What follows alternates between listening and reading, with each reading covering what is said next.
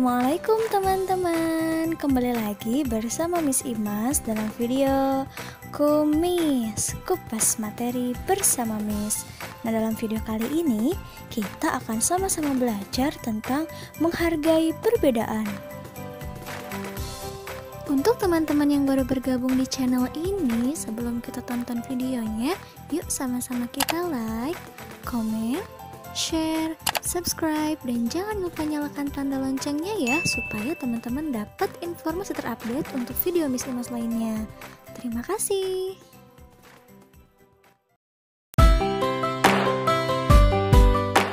Hai teman-teman, sebelum kita ke materi, Miss Imas mau menyampaikan tujuan pembelajaran kita hari ini. Nah, setelah menonton video ini, diharapkan teman-teman yang pertama bisa memahami makna simbol sila kedua Pancasila. Yang kedua, diharapkan juga teman-teman bisa menceritakan pengalaman adanya perbedaan dalam kehidupan sehari-hari. Nah, yang ketiga, setelah menonton video ini, diharapkan teman-teman mampu mempraktikkan sikap saling menghargai antar sesama.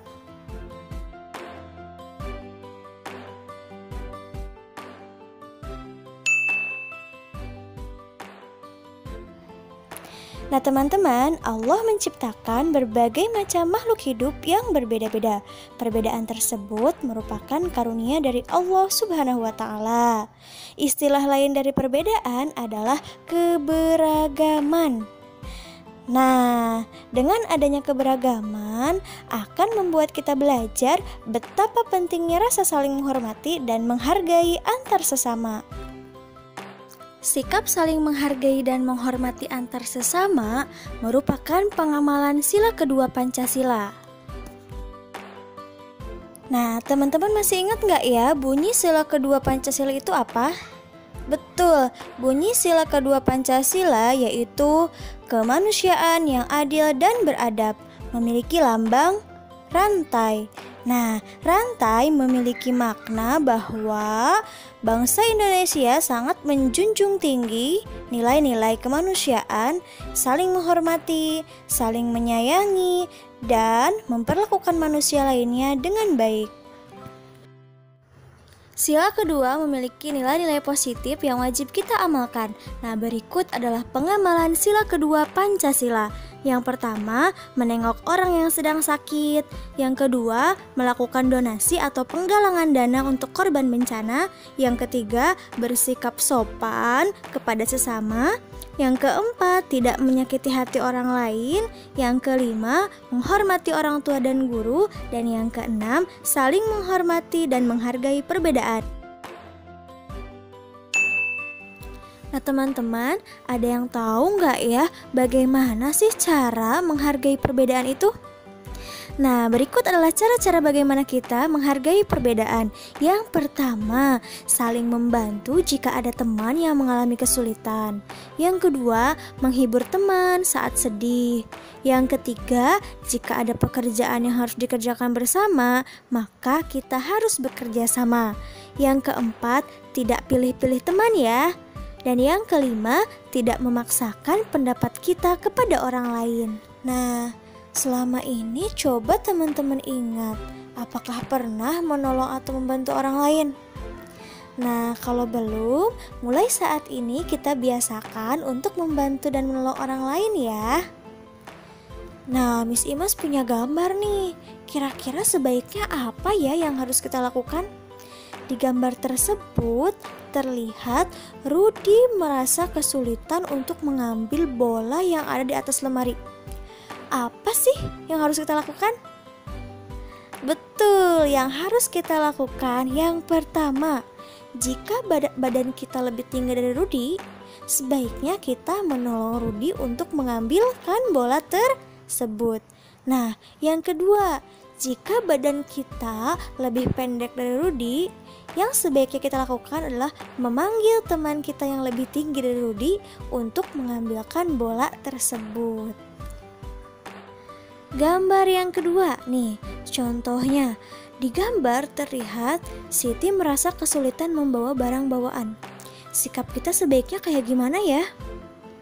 Betul, sikap kita seharusnya kita membantu Siti membawakan sebagian barang bawaan Siti.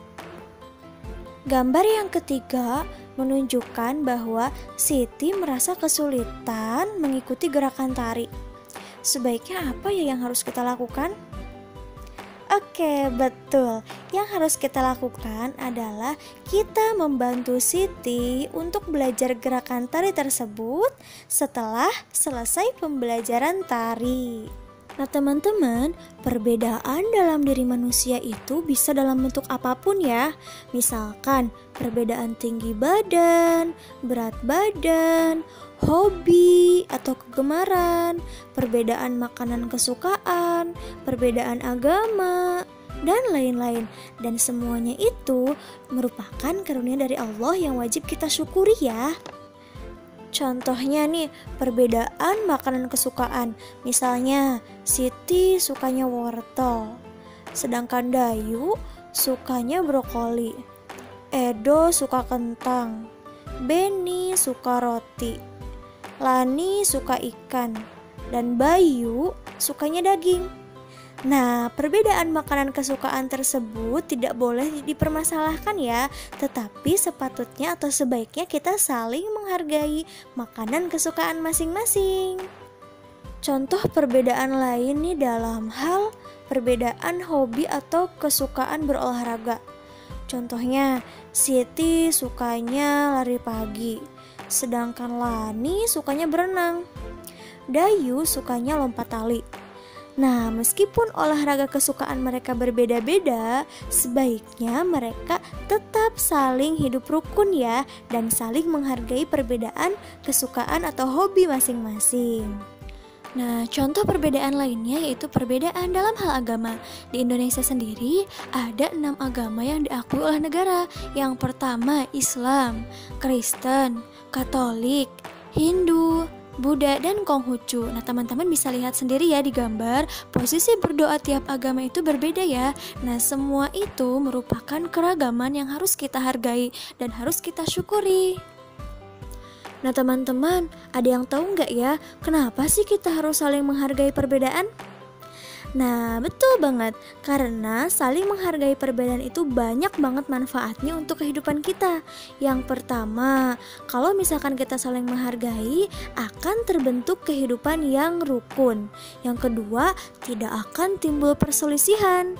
Yang ketiga, terciptanya rasa saling menghormati. Yang keempat, terbentuknya rasa persatuan. Yang kelima, memberikan keamanan dan kenyamanan dalam melakukan kegiatan.